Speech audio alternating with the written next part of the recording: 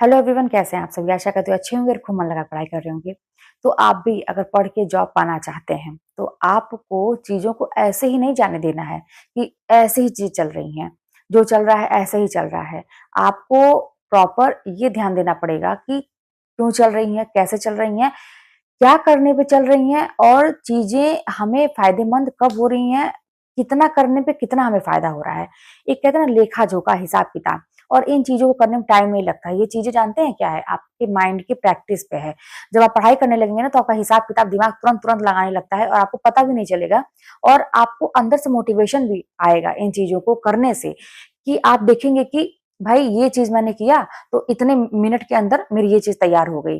तो आपको अंदर से खुद मतलब कहते हैं ना कि वो मोटिवेशन आएगा और आप उस चीज की वैल्यू समझेंगे ना कि हाँ, क्या है, मैं क्यों कर रहा हूँ इस चीज को। जब तक किसी चीज को आप शुरू करते हैं, जैसे मान लीजिए परीक्षा की बात में अलग अलग लोग फॉर्म भरते हैं, तो उसकी वैल्यू आपको पता है कि इसकी वैल्यू क्या है। ये परीक्षा जब मेरी निकल जाएगी तो उसकी वैल्यू क्या है मेरी लाइफ में, क्या चीज बदल जाएगा, क्या हो सकता है, कितना अच्छा हो सकता है, नहीं होगा तो क्या हो सकता है। तो बाकी यही सारी चीजें आपको करना पड़ेगा, सोचना पड़ेगा।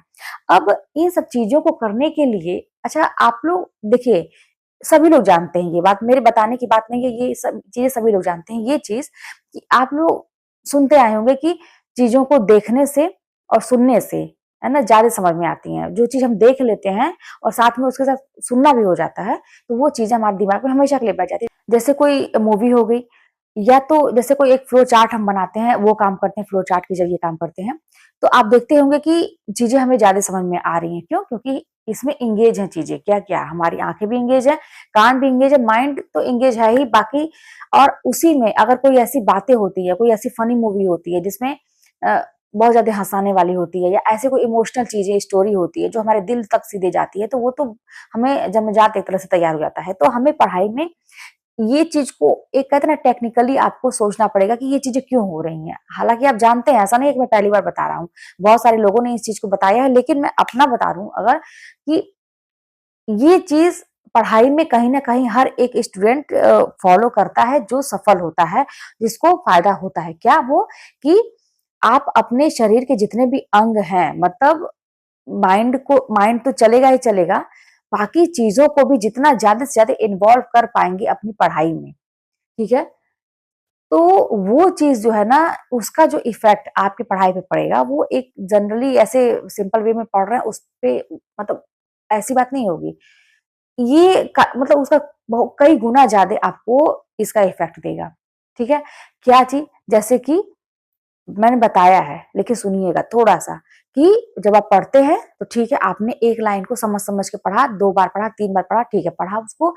उसके बाद वो चीजों को इमेजिन करना, जैसे वो पिक्चर तो चल नहीं रही है, मूवी मान लीजिए किताब है, आप किताब को देखते सब लोग बोर हो जाते हैं कि इतनी मोटी किताब कैसे हम तैयार करेंगे।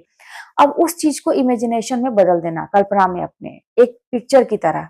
जो चीज मैं आपको बताया, मैं करती थी हमेशा, मुझे सारी चीजें ऐसे एक एक चीज के, मतलब वातावरण ऐसा मुझे प्रतीत होता था, सारी चीजें उसको सोच लेना।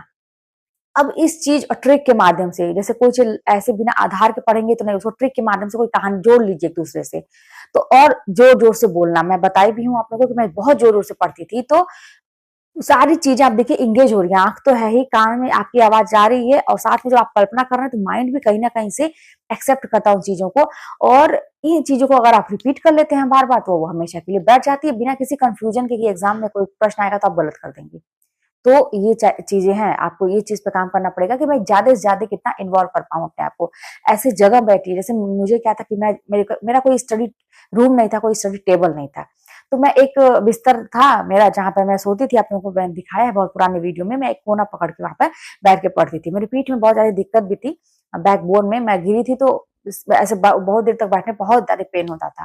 तो लेकिन मैं पीछे एक मोटा पिलो ऐसे लगा के खड़ा थोड़ा था, ऐसे सहारा, लेकिन मैं दिक्कत में, सब ये बता रही हूँ कि दिक्कत में रहते हुए भी एक कोना पकड़ के, बिना किसी स्टडी रूम के, बिना किसी स्टडी टेबल के, मैं वहां पे पढ़ाई करती थी। और एक टाइम ऐसा आया कि मुझे वहीं पे चीजें समझ में आती थी। शायद आपके साथ भी ऐसा होगा कि जहां पे जो चीजें, जैसे होता है ना, किसी को एक बिस्तर पे ही नींद आती है, बिस्तर चेंज होता है तो नींद नहीं आती है, तकिया बदल लेने से भी ऐसा होता है। जैसे माइंड हमारा एक्सेप्ट करता है ये चीजें, बहुत ही इंपॉर्टेंट है कि हम क्या कर रहे हैं, क्या नहीं कर रहे हैं।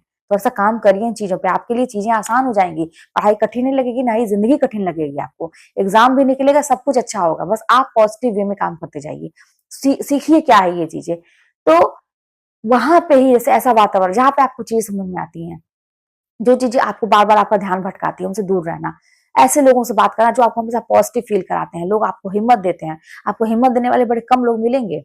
अच्छा, मैं आपको हिम्मत क्यों देती हूँ? क्योंकि मैंने इस चीज़ का अभाव महसूस किया था कि जब मैं तैयारी करती थी, तो एक पूरा ग्रुप, एक पीपल का ग्रुप जो था, ग्रुप ऑफ पीपल, वो लोग मेरे पीछे पड़ गए थे कि मतलब अनर्गल बातों को लेके, जिसका कोई मतलब ही नहीं है, जिसको नहीं कहीं से आना वो भी मुँह उठा के चला मतलब अनर्गल जिसका कोई मतलब ही नहीं है। आज की डेट में वो लोग कहाँ गए मुझे पता ही नहीं है। लेकिन उस समय सडनली जो एक भगवान की परीक्षा होती है वो ऐसा, फिर शरीर से भी मुझे दिक्कत, पागल एकदम प्रॉब्लम का एकदम से कहते हैं ना कि ऊपर से अटैक होना।